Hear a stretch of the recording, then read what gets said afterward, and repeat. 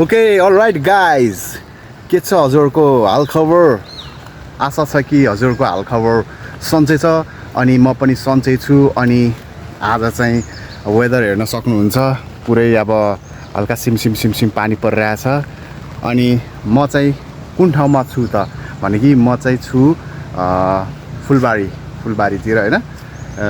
यहाँबाट चाहिँ म नेपाल पनि चट्ट देख्न सक्नुहुन्छ र माथितिर चाहिँ काउडाँडामा चाहिँ अहिले पुरै कुहिरो लागिरहेको छ अनि पानी चाहिँ परिरहेछ जोस पानी परेकोले छाता लिएर चाहिँ हिँडेछु हैन अनि पानी परेको बेलामा अनिवार्य हजुरहरूले पनि छाता रेनकोट हैन लिएर हिँड्नु होला भन्न चाहन्छु अनि हल्का सिमसिम पानी परिरहेछ अनि चिसो पनि ठिकठाकै हल्का छ हैन अनि यो बाटोमा भ्लग बनाइरहेको छु भिडियो बनाइरहेको कारणले गर्दाखेरि अलि बाइकहरू चाहिँ आउने जाने चाहिँ हुन्छ बाइक गाडीहरूको आवाज चाहिँ प्लिज त्यसलाई चाहिँ इग्नोर गर्नु होला है साथीहरू र अनि यहीँ नजिकै अब सेती खोला छ के त्यहाँ चाहिँ हेर्न हजुरहरूलाई लैजाँदैछु अनि मकैहरू त अब भनौँ न मकैहरू चाहिँ सिजन हो जतातिर चाहिँ मकै अनि मकै मेरो पनि बेस्ट खानामा पर्छ हैन अनि अब जाँदैछु अब पुल आउन लाग्छ अनि कतिको अब अहिले चाहिँ हल्का पानी राति पनि एकदम बेस्ट पानी पऱ्यो के हैन मजा लाग्छ फेरि राति पानी पर्दा एकदम सुत्न हैन हेर्नुहोस् त पुरै अहिले पुरै धमिलो छ नि त ऊ धमिलो हुनाले हुस्सुले डम्म बादल पुरै छेकिरहेछ हैन अब लाग्दैछौँ अब उतातिर लागौँ है त ओके गाइस अब म सेती नदीतिर नजिकै आइपुग्न लाग्यो हैन अनि यो मेरो ब्याकग्राउन्डमा जुन चाहिँ देख्नुभएको छ यो चाहिँ हाउजिङ मणिपालको प्रायः जस्तो अब डक्टरहरू नर्सहरू मणिपालतिरको कामदारहरू बस्ने ठाउँ हो है देख्न सक्नुहुन्छ हैन अनि यो बाटो चाहिँ कतातिर जान्छ भन्दाखेरि चाहिँ यो बाटो चाहिँ भलामतिर जान्छ है यस्तो छ बाटो यहाँ चाहिँ अब अलि माथितिर चाहिँ जङ्गल छ नि त कति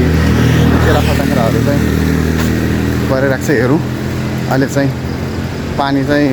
कतिको बढेछ है अनि रातितिर चाहिँ त्यो एरियामा अलि तर्साउँछ भन्ने सुन्नमा आएको छ है तर्साउँछ अब त्यो बाटोतिर घाटतिर हो नि त अनि त्यही भएर त्यतातिर चाहिँ तर्साउन दिन्छ होइन ओके गाइस मौसम चाहिँ त्यति क्लियर छैन है मौसम चाहिँ अलि हल्का घामको चाहिँ राप आए जस्तो पनि भएछ है ठिक छ केही छैन अब यही बाटोमा लाग्ने ओके गाइस म चाहिँ यो सेती नदीको तिरको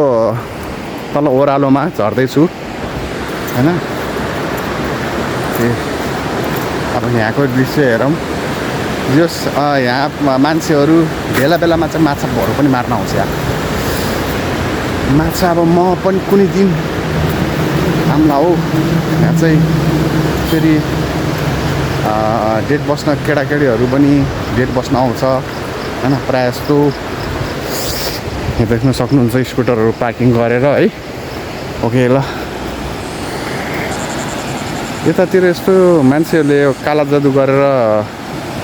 गर्ने हो कि है बाटो चाहिँ यस्तो छ है अनि त्यो जुन पुल देख्नुभएको छ त्यहाँबाट पनि प्रायः जस्तो मान्छेहरूले सुसाइड हानिरहेको हुन्छ कि गरिरहेको हुन्छ कि ल नजिकै छ धेरै टाढा त छैन सेती नदी आइपुगेको छ हौ बाटो चाहिँ यस्तो छ है मस्त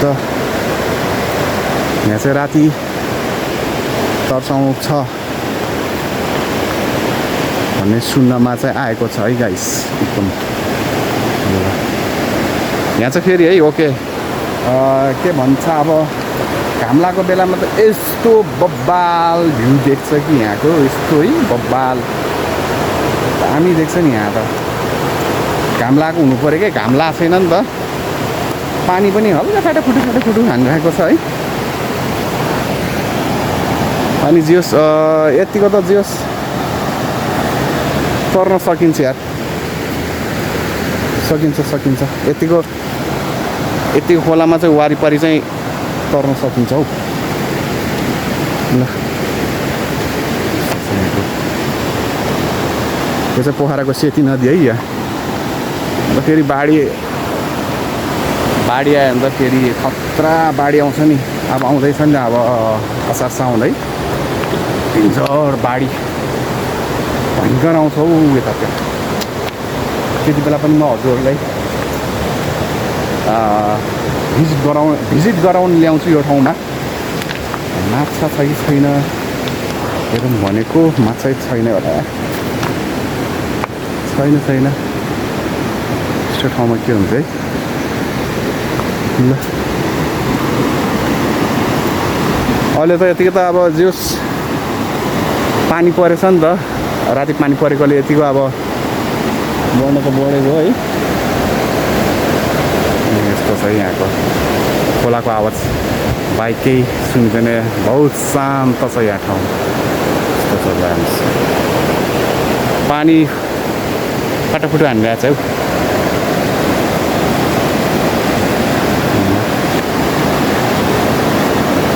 त्यो पानीको आवाज सुनिसक्छ बालुवा खानु बालुवा अब प्रायः जस्तो अब अलि ढुङ्गा छ है उता रामघाटतिर त पुरै बालुवाको त पुरै बिजनेसै हुन्छ नि त उतातिर है ओके ल जम्मै अब ओके अब भिडियोलाई अब इन्ड गर्ने बेला भयो होइन अब नेक्स्ट भगमा फेरि यो भिडियोले यहीँ टुङ्गाउँ धेरै लामो नबनाऊ होइन छोटो मिठो हेर्नलाई हजुरहरूलाई पनि मजा हुन्छ ओके नेक्स्ट भ्लगमा आजलाई चाहिँ यति गरौँ गाइस अब प्लानिङ गर्दैछु अहिले दामी बबाल ठाउँमा हजुरहरूलाई लैजान भन्दै होइन अहिले चाहिँ यति नै गरौँ नेक्स्ट भ्लगमा हेर्ने बाचाको साथमा हजुरमा म बिदा माग्न चाहन्छु अहिले चाहिँ बाई साथीहरू।